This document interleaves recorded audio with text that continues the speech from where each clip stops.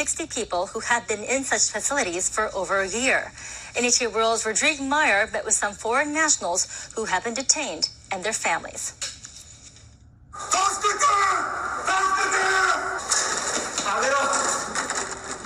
This video was shot in January last year by the Immigration Bureau. Officials explained that the man was restrained because he had become emotionally unstable and broke the rules. The man, Dennis, is on a temporary release. He and his Japanese wife agreed to speak with us. The hardest thing was, I never knew when I would be released. Why was I detained in the first place?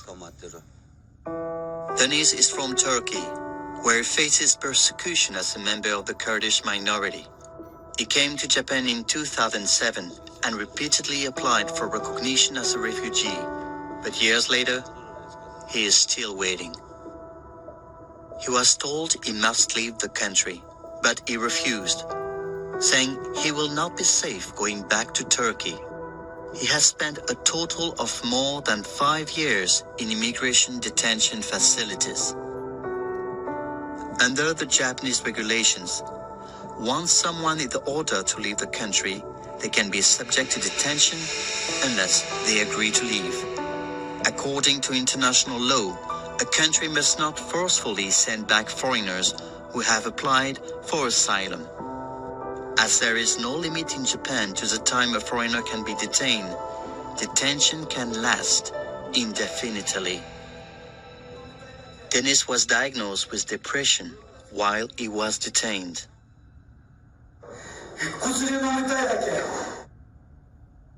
He became dependent on antidepressants and made several attempts at suicide. This March, Dennis was at last granted provisional release, but going back to a normal life has been difficult. 夜いろいろ話をしだすんですね。そうすると私に生きてていいですか、死んでていいですか、本当にこの長期の4年近い間に壊れちゃってる。His lawyers reported his case to the United Nations. Now, Dennis wants the Japanese government to respond to the United Nations request to review its immigration policies.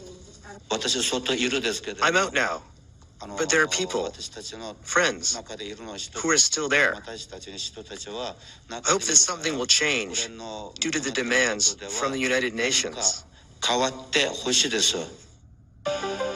The United Nations claims that Japan is threatening physical safety and freedom, as laid out in the International Covenants of Human Rights.